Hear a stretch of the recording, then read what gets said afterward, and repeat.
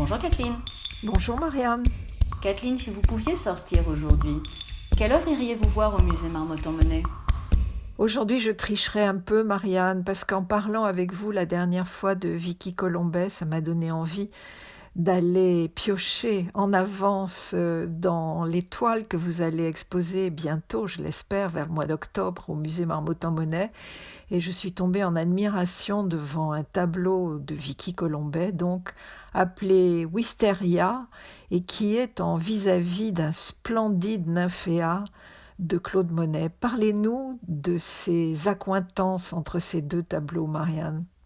Le musée Marmottan-Monet a invité Vicky Colombet à dialoguer avec Claude Monet. Alors dialoguer pour un artiste d'aujourd'hui, ça veut dire finalement entreprendre un chemin qui est un chemin long pour questionner une œuvre et voir ce qui, au bout du compte, va nous marquer et ce qu'on va en retenir.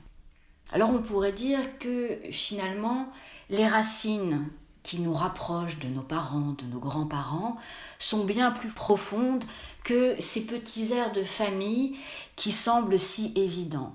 Eh bien, on le voit ici, dans ce tableau de Vicky Colombet, que l'on présente dans le catalogue, on le verra aussi dans l'exposition, en regard d'un nymphéa, une suite de frondaisons de saules qui se font face. In fine, que retient Colombet de Monet ? Eh bien, elle va retenir le rythme, le mouvement. On le voit ici dans sa toile à travers ce qui nous semble être des frondaisons vertes avec ce mouvement descendant qui est celui des branches de saule et c'est celui des branches de wisteria, c'est-à-dire de glycine, auquel Colombet a pensé. Pour autant, elle ne mime pas, elle ne pense pas précisément à une peinture lorsqu'elle travaille.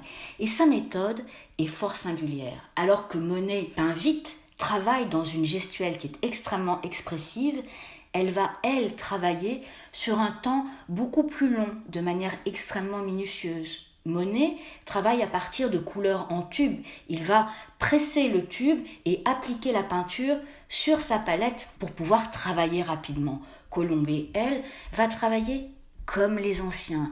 Elle prend le pigment, elle broie sa peinture, elle fait une mixture qui va lui permettre, avec le souci du miniaturiste, de créer ces paysages tableaux. C'est extrêmement émouvant, Marianne, de voir les vibrations qui passent d'un tableau à l'autre. À la fois, on reconnaît l'écho de Monet et en même temps, c'est une peinture complètement nouvelle dans laquelle on peut s'immerger et partir en rêvant. Oui, c'est une peinture qui est nouvelle, mais qui nous parle de quelque chose de fondamental et d'intemporel, la nature. Et on en a bien besoin en ce moment. Vivement octobre pour qu'on voit cette exposition. Merci, Marianne. À demain, Kathleen. À demain.